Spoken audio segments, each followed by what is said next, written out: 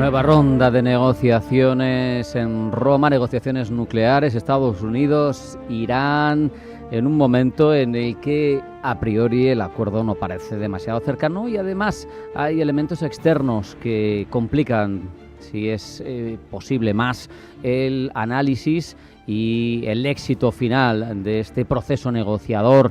De ello hablamos ya con Jesús Gil Fuensanta, que es profesor del Máster en Seguridad Internacional de la Universidad Internacional de La Rioja. Jesús, bienvenido, buenas tardes.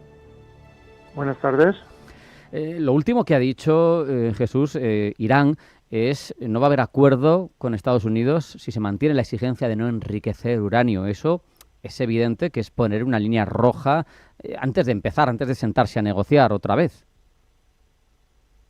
Sí, me sorprende porque los iraníes, como siguiendo la buena tradición persa, a lo largo de la historia han sido grandes negociadores, especialistas en ganar tiempo. Ellos siempre han tenido una cosa muy clara y siempre utilizaban las negociaciones para ganar tiempo.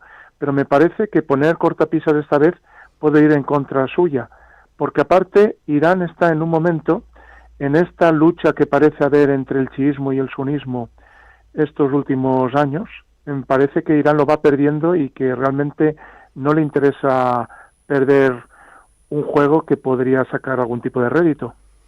Sabemos también, hay indicios, bueno, sabemos, se habla, ¿no? Porque estas cosas, se habla de informes de inteligencia de Estados Unidos, distintas fuentes, pues que Israel estaría preparando un posible ataque contra instalaciones nucleares iraníes en caso de que fracasara este proceso negociador. Y a todo esto Irán también se pone el parche antes de la herida y dice Estados Unidos tendrá responsabilidad legal si Israel ataca nuestras instalaciones nucleares. Te pregunto impresión, Jesús, ¿es algo tan flagrante, tan evidente que puede suceder esto? Y por otro lado, ¿a dónde nos lleva si sucede? Sí, desde hace ya varias largas semanas, a grosso modo un par de meses, se viene ya comentando de que podría haber este ataque, que habían ya planes de cara al verano. Que por otra parte quiera ponerle responsabilidad Irán a Estados Unidos, bueno, me parece que juega en contra de este juego que, como bien digo, ha ido jugando Irán a lo largo de los años, por decir tan solo en los últimos 20 años, con todo el tema nuclear, la apertura de una central nuclear en la zona de Natanz. Ellos siempre han intentado negociar, lo estuvieron haciendo bastante bien los iraníes con todos aquellos enviados especialistas por parte de la ONU, pero parece que en este momento como si no confiasen mucho en que se lleguen a acuerdos de paz. Y por otra parte, que haga el ataque Israel es muy posible. A Israel no le interesa en estos momentos un Irán fuerte, es su gran enemigo. Irán, como he dicho, está perdiendo esta batalla de esta lucha geopolítica entre sunís y chiíes y que la van ganando los sunís, es decir, el mismo Irán ha perdido un proxy importante como era Siria, que tenía un régimen proxy por parte de Irán, también aliados de la Federación Rusa. Entonces, ellos mismos están teniendo problemas con el tema de los houthis, que es otro de los proxies de Irán, y como bien hemos sabido, está habiendo ataques en ambos sentidos entre Israel y ese sector de Yemen. Sabemos, esto es una hipótesis, ¿no? Pero se habla mucho de la posibilidad del ataque, ¿no? Jesús, si se decide a atacar a Israel, sabemos que va a haber consecuencias geopolíticas en la estabilidad de la zona. ¿Cuáles serían las más graves? Porque no sé hasta qué punto podría responder Irán, que evidentemente en la ecuación de fuerzas con Israel, y con Israel además apoyado por la flota estadounidense, pues no hay comparación, pero esto generaría una escalada bélica, ¿no? Una escalada bélica muy importante, de facto sería como el comienzo físico de la Tercera Guerra Mundial, si bien no haya comenzado de alguna manera con todos estos ataques, guerra ruso-ucraniana, apagones, etcétera, etcétera, ciberataques. Si dejamos eso de lado, sería la primera aparición física de una potencial Tercera Guerra Mundial. A nadie que esté en sus cabales le interesa. Es cierto que Israel tiene derecho a defenderse. Israel desde el año 48 ha sido siempre atacada, ha ido ganando las guerras, pero es cierto que en estos últimos tiempos está utilizando una fuerza demasiado desproporcionada, demasiado fuerte. Es cierto que ellos han respondido a aquellos ataques que sufrieron en octubre de hace ya casi 2 años, esa matanza de civiles que tampoco se habla en algunos medios en España, pero ¿quién se acuerda de aquellos rehenes israelíes ahora en España, de aquellas personas que murieron, aquellas madres con sus hijos que han desaparecido? Se habla mucho de Gaza, una gran hambruna, es cierto, un gran desastre, pero se está dejando de lado el tema de Israel. Y claro, Israel piensa que necesita atacar, necesita defenderse, necesita sobrevivir y no se fía de todos los pasos diplomáticos que está haciendo su gran aliado Estados Unidos. Que no nos equivoquemos, Donald John Trump es un hombre que también quiere pasar a la historia como gran pacificador, como hombre del que quiere que se hablen de él, el famoso regalo envenenado, como ha dicho el mago de origen israelí Uri Geller, de ese famoso Boeing de lujo que lo quieren dar como Air Force One.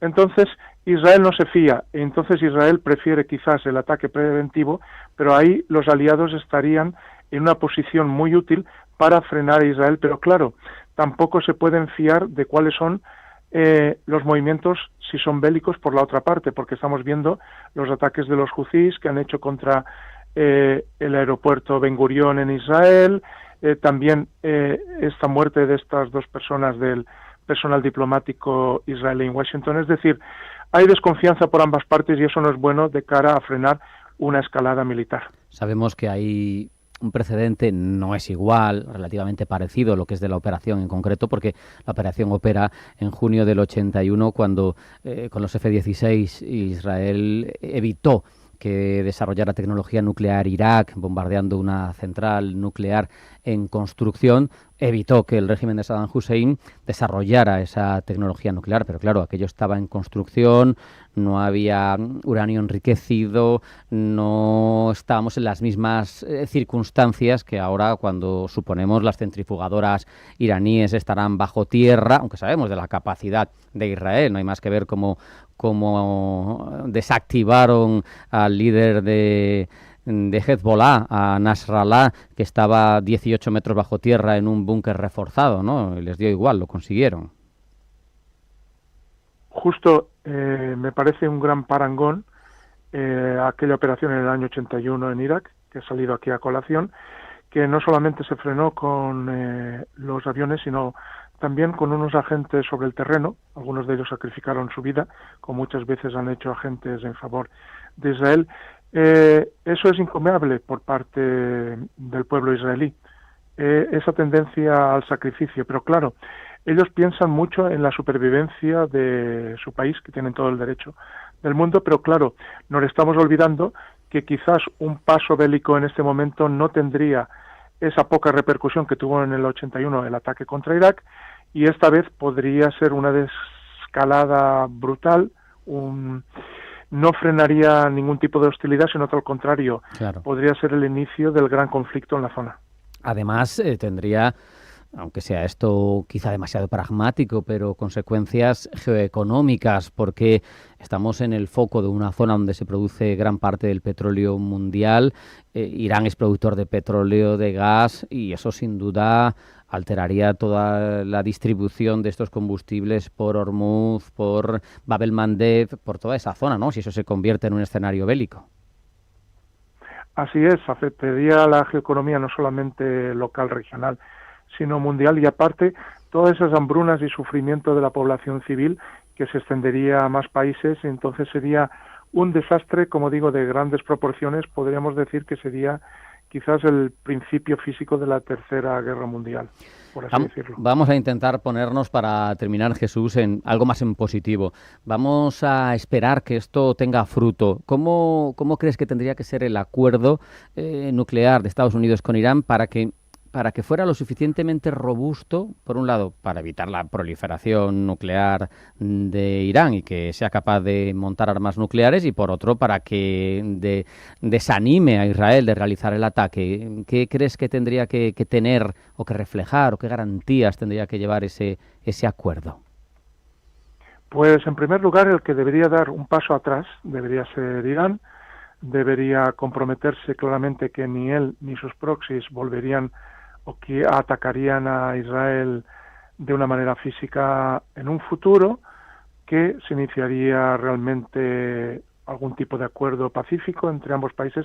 Deberían dar un paso adelante, quizás en aquella tradición de los antiguos reyes persas aquemenidas, que eran grandes aliados de los judíos, la famosa historia de Esther y el rey Asuero.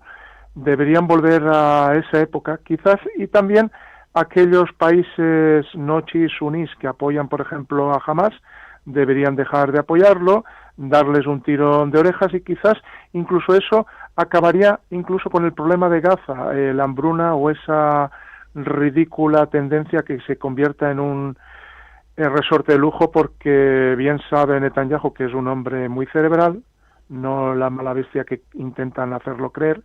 Yo no estoy de acuerdo con sus maneras, pero he de reconocer que es un gran superviviente político y sabe perfectamente lo que hace, y ni él mismo se cree lo del resorte de lujo, aunque se lo pueda creer el presidente Donald John Trump.